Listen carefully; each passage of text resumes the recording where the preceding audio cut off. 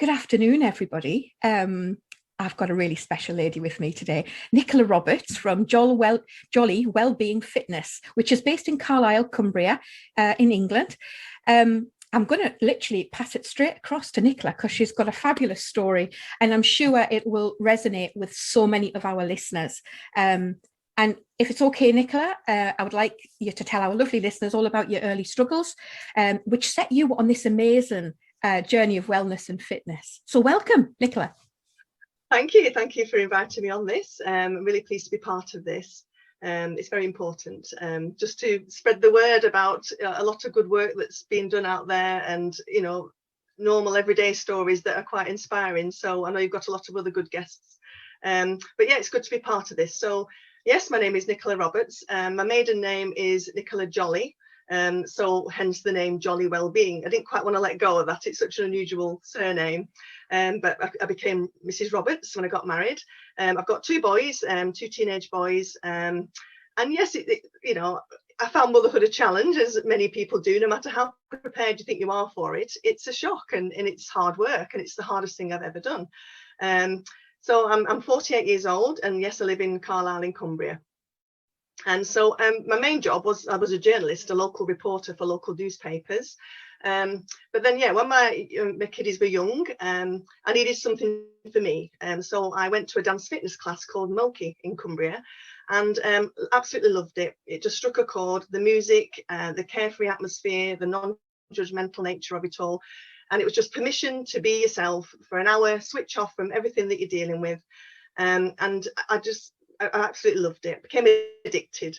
So I went once a week, then twice a week, sometimes 3 times a week, and all was going fine. It was my sanity. And then my husband unexpectedly became out of work and didn't work for a year. And so I was a bit worried then about, the fact that he was at home all the time, and also money. I didn't want to spend money on frivolous things such as exercise classes for myself. I'm sure a lot of women can relate to that.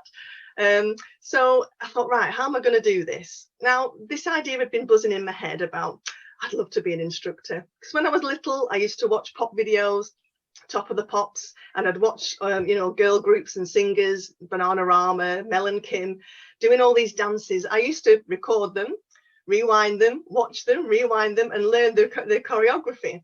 And this idea was buzzing in my head, like, could I become an instructor? No, don't be silly. I'm too old, I'm too busy, not fit enough. But it just kept buzzing. And then another instructor sort of encouraged me. She said, actually, I think you're really good. You're a really good customer. Why don't you have a go at it? And that's what I needed, just something to sort of unlock that doubt.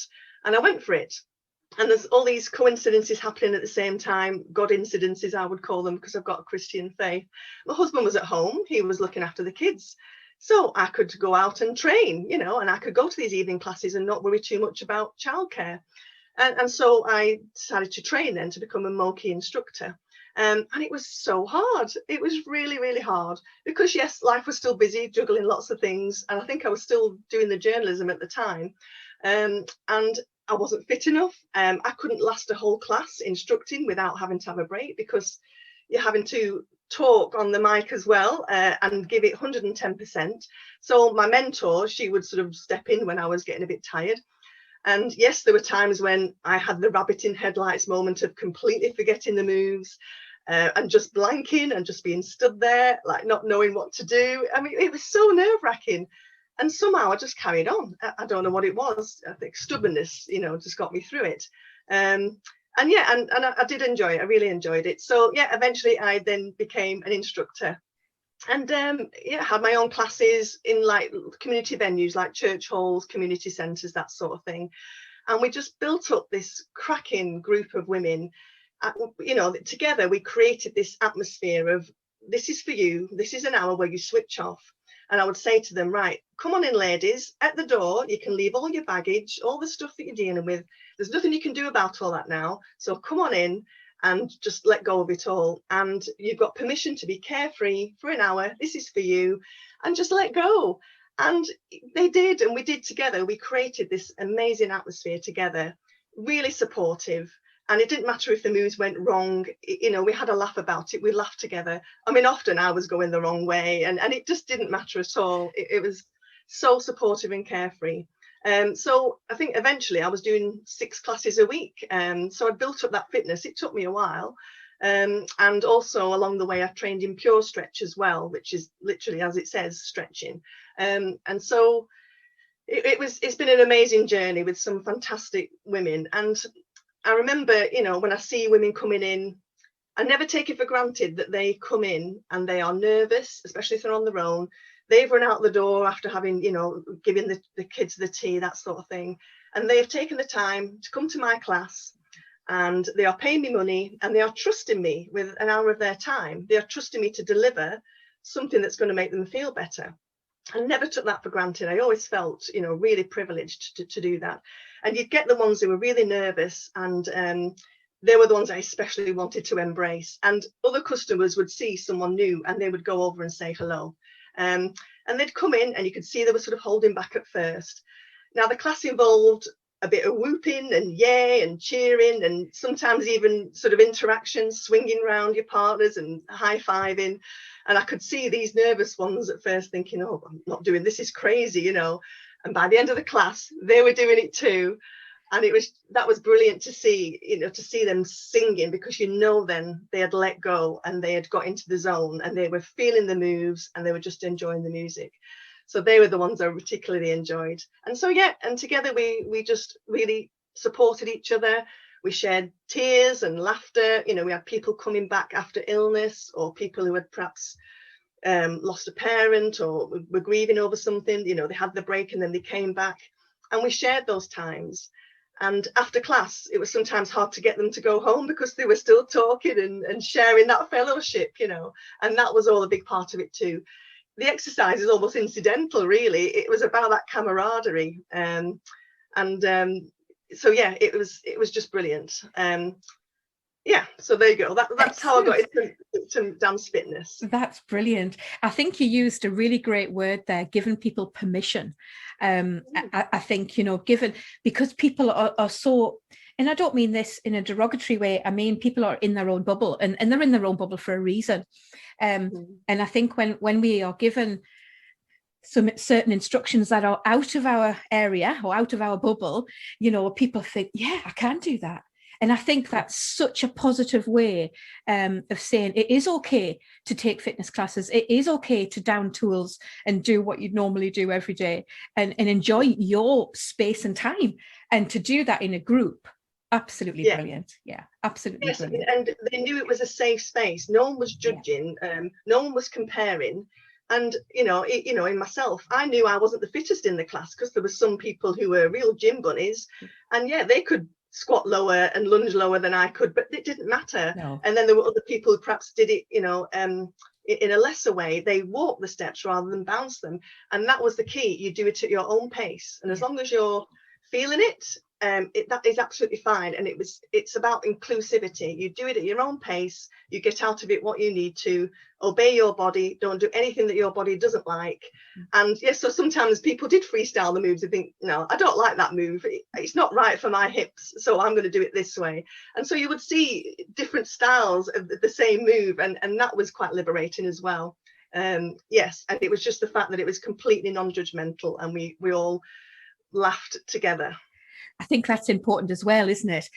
It's so many different stages. As I remember going to classes years and years ago, haven't been since, however, because they were all model-like, you know, and the leotards were all on at the time, going back in the day, and it was all about, I think it's just natural human instinct, isn't it, to sort of think, well, I can't do that like that, and I can't move like that, and I'm not that flexible, and it puts that big worry, and it stops you doing things. So when everybody's having that laugh, you know, and camaraderie, as you say, together at different levels, it's like there's nothing being judged, which is fantastic.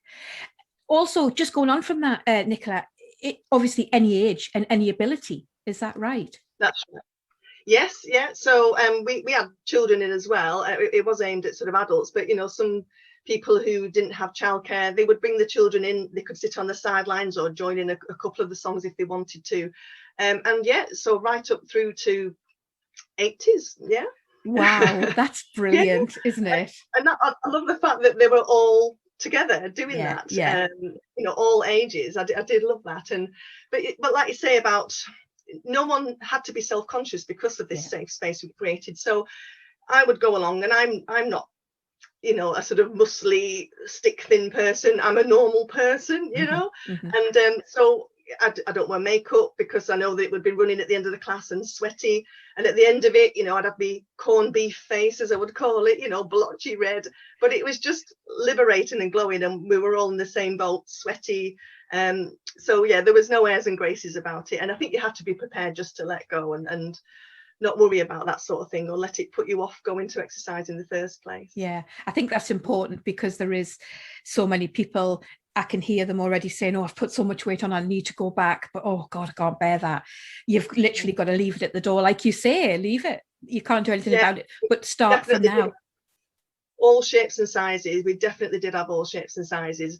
And at the end, you know, we'd sort of take group pictures, but sometimes I'd take group pictures of our water bottles or our trainers to say we are all different shapes and sizes. Yeah. It doesn't matter whether it's our body shape or our water bottles or our trainers, you know, we're all different, but we can all get a lot out of this by doing it in our way. That's brilliant. I like the water bottles. That's great, because there is so many different sizes. I love that. That's great. On your additional training that you did with the Pure Stretch, what does that involve, Nicola? So I went up, was it, I think it was a 2-day course, yeah. And so that was a big investment for me, because to be away from my family overnight, wow, you know, because I think when you become a mum, I think you sort of become bottom of the pile, and you think it's a bit indulgent to invest in yourself. But I'd gone to yoga classes, as you know, for my own benefit, and it really did help stretch out those tired, achy muscles. And then I saw this Pure Stretch course, and I thought, I think it was in Edinburgh, and I thought, I've got to go there. I'd love to do that. So then I did it. I took the plunge, and I went up and trained. And so I guess it is a bit like yoga, but without all the and the meditation stuff. It is purely stretching, and it's just delicious. You know, if you've got tired muscles, and it's for anyone who, you know, is an athlete or doesn't do any exercise, anyone who's sitting at a desk, you know, for your shoulders and your neck, and you're like this all the time, driving and typing, you know, and anyone who wants to just improve core strength, just for everyday movement, just so that you stay safe, picking things up off the floor, you know, it's just all about strengthening and stretching your body. So I did that. And then eventually, when I came up with my own classes, I sort of combined dance moves with stuff I'd learned in Pure Stretch, like balance and stretching. Oh, that's brilliant. So there's a mixture of everything. And I believe you have all sorts of music, Nicola, as well. Is that right? Yeah, so just to explain, when COVID happened, yeah, I built sorry. up to, it's okay, because it's sort of slightly changed from what I was doing. I was doing Moki dance fitness, trained in Pure Stretch as well. Then COVID happened, and I worked up to doing 6 classes a week by then. It just stopped, literally just stopped, and that was it. So I'm thinking, right, okay, so that's 9 years of hard work gone. What do I do with that? Do I just go and get another job and forget it ever happened? What do I do? And so the structure of Moki that I was doing changed, and so I had to basically branch out on my own if I was going to continue the fitness.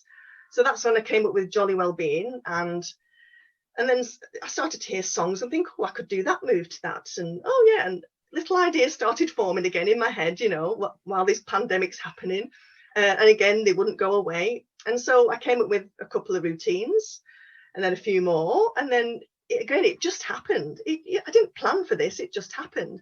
And so yes, I now do my own dance fitness, with my own moves, my own choreography, incorporating the stuff I've learned previously. And so yeah, the music I use, it's an eclectic mix. It's a 40-minute workout, so it's a pre-recorded session now that I send out to people, 40 minutes. 10 or 11 songs. We warm up, we mobilize, everything's safe, and then, you know, we put on some thumping tracks. So for instance, I've had faith songs because of my Christian background, and you know, they're pop songs, rock songs, just stuff that you would hear on the radio. And then I've got the Foo Fighters in there, and I've got Boney M, Dead or Alive from the 80s. I've got sort of 90s synth electric pop. Just a real strange concoction. Gary Barlow was in recently, and it's just good fun. And somehow this playlist comes together and it works. And yeah, some songs take 10 minutes to choreograph because the moves seem obvious, but others take a while and thinking, it's not quite right. And that can take up, a bit of research, a bit of looking for ideas, but eventually it gets there. And so, somehow it comes together. Excellent. Oh, that's brilliant. And so if people would like to buy your pre-recordings of your fitness classes, is that all done on, how do they contact you for that sort of thing? Okay, so I'm on Facebook, so that's basically the only thing. I've not got a website yet. Yeah. I'm working on that. So it's on Facebook, Jolly Wellbeing. If you search for Jolly Wellbeing on Facebook, that's where I am. And so contact me through there. I can put my phone number out if you want, but I guess that'll be at the end there. Yeah. And so what happens is I've got everyone's email addresses, and every fortnight I send them the 40-minute video via Vimeo, and there's a password. So they can access that privately. And then every fortnight I record a fresh playlist, maybe 2 changes, which is what would happen in a live class. If it was a face-to-face class, you'd update it every week or every fortnight, so it includes new tracks all the time. And then eventually, weeks down the line, you've got a completely new playlist. But each song stays in for, a good 8 weeks or so, and then you can get used to that song. You really enjoy it, and then before it gets stale, it's changed, so it's an evolving playlist all the time.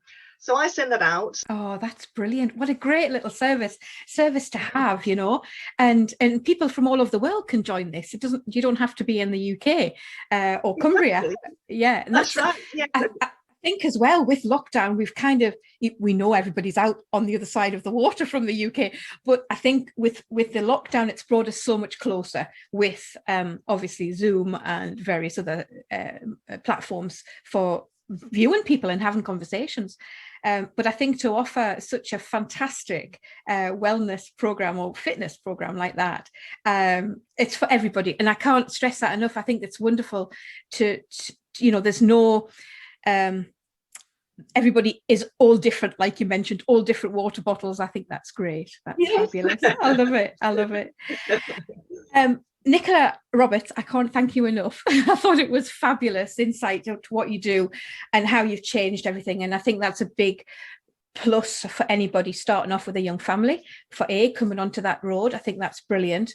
And taking hold of your life, which I think is another important factor, and going with it when we have changes that are apparent as well. All Nicola's details for Jolly Wellbeing Fitness will be at the end on the show notes, where you can contact her direct.